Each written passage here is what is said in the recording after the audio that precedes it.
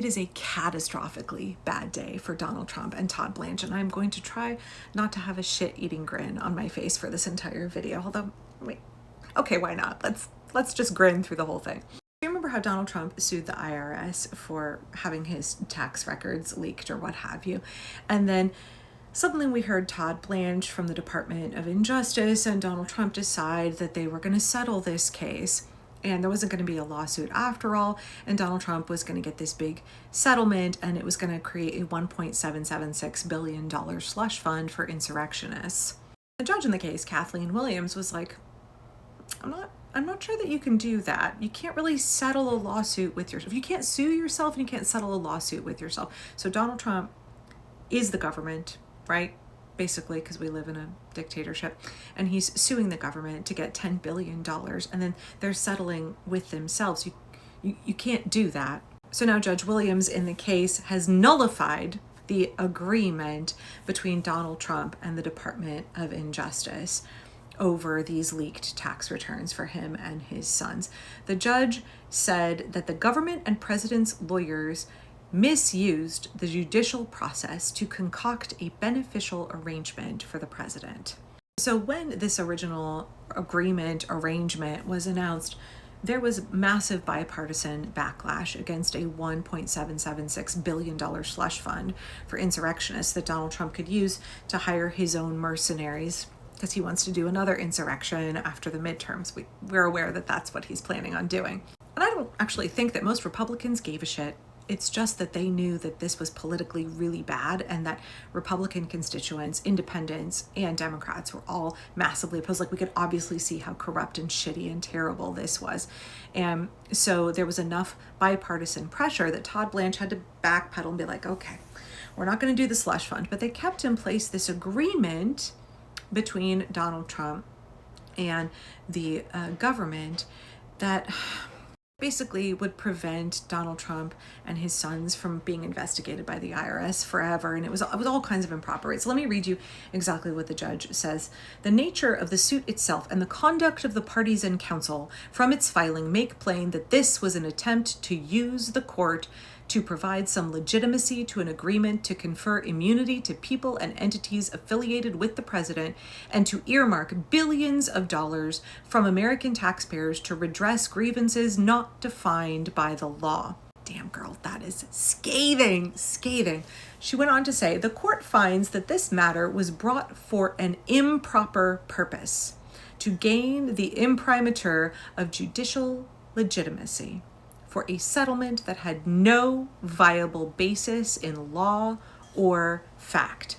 So her ruling blocks Trump, his sons, any of their businesses, and the federal government from using, offering, admitting, or citing anything from this settlement in any kind of proceeding going forward. But it's more than that. It's more than that. She referred attorneys in the case, including Todd Blanch, to their respective bars. She wants there to be sanctions and potentially disbarment for the folks who were involved in this absolute corrupt scheme. It's a scheme. What else are you going to call it? Look, I'm not a lawyer, and I read through the 56-page ruling, and it's pretty easy for a layperson to see how pissed off she is and how clear she is that, like, this is illegal shit. This is corrupt as fuck. And people need to answer for the way that they tried to abuse the court system, the way that they tried to abuse the American taxpayer, the way that they tried to craft basically like just pure corruption, grift, and graft, and have the stamp of the Department of Justice on the front of it. Okay, I got to read one more quote from this, and then I want to talk a little bit about Todd Blanch. Really, you guys, it's really entertaining. You should go read the whole thing. Like, it's horrific that the regime is so brazen that they thought that they could get away with this. I mean, they have no shame. They are shameless, right? They don't have any morals. They are entirely amoral, entirely brazen, and they will try to do the most outlandish things, and it's up to us to stop them.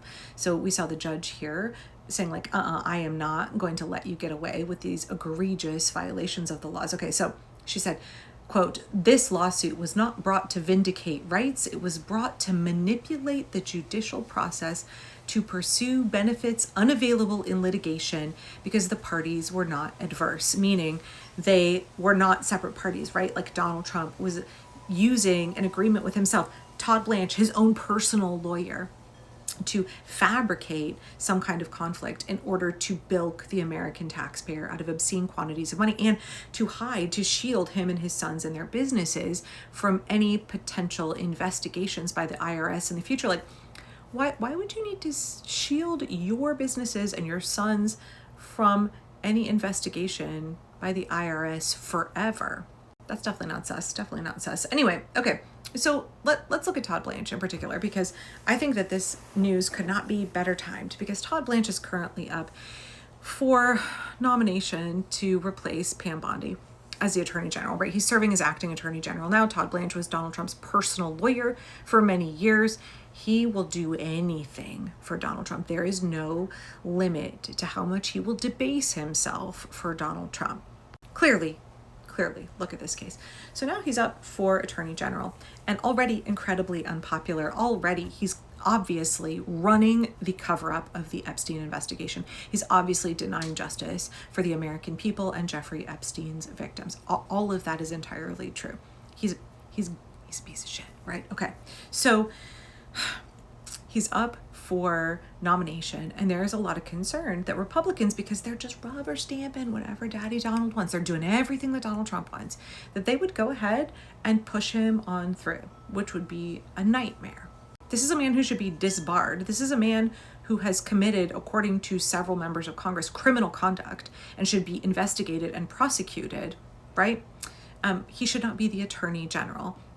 In the past, the Department of Justice was given all of this leeway in the courts. They had this presumption that they were acting in good faith. That presumption can no longer be upheld in any court of law. The Department of Justice is the Department of Injustice. They have been weaponized to serve as Donald Trump's personal grift, graft, and retribution team, right? When you have Donald Trump's corrupt personal attorney running the Department of Justice, willing to do anything that Donald Trump wants, there should be no extension of any kind of presumption of good faith for any Department of Justice attorney. Not right now. That's gone. That's shredded. I think it will take decades after this for there to be any restoration of trust. The Attorney General and the Department of Justice, that's supposed to be the people's attorney. That's supposed to be the people's advocate, right? And instead it's being used to destroy democracy and to allow Donald Trump to grift billions and billions of dollars from the American people. Oh, and it's also being used to run a massive cover-up, the largest cover-up in American history. So for, right, a ring of child traffickers. Yeah, our taxpayer dollars are paying Todd Blanch's salary so that he can protect PDF files.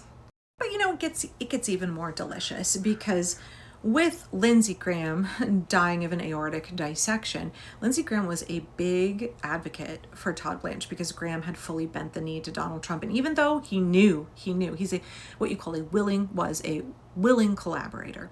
Somebody who knew that the guy in charge was vile and awful. Graham spoke out against Trump for years, but he decided that it would profit him personally, so he got on board anyway. It's the worst, most corrupt kind of amoral person that is not like, he didn't drink the Kool-Aid, he didn't believe in Donald Trump, he wasn't a member of the cult. He understood what Donald Trump was, and he said, hey, I can enrich myself off of this even though I know it's wrong. That's what who Lindsey Graham was. So he was supporting Todd Blanch, but now with him, it's much more difficult for there to be a pathway for Todd Blanch to get confirmed. I'm going to be quoting here from a piece in the Raw Story.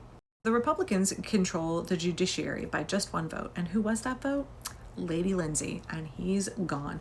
So now there is this potential for his nomination to be blocked in committee and never come to a vote on the floor at all. And his biggest proponent, his biggest supporter was Lindsey Graham. So not only has his vote gone, but also his advocacy and his ability to try and work the room behind the scenes, gone. And now we're looking at Andy Beshear looking to make a move in Kentucky to replace Mitch McConnell. So you're down 2 votes for a Senate confirmation. Can you get anybody else to pull away so that Todd Blanch can't get confirmed? Like, there is so much heat on him right now. It doesn't feel like it would be very hard for folks to call your senator, if you have a Republican senator, and say, did you see this story today? Do you see how corrupt this man is? The judge in the case wants him referred to the bar. The judge in the case says there was misconduct that was done. This guy should not be the Attorney General. Bad day for Todd Blanch, and I hope there's many more to come.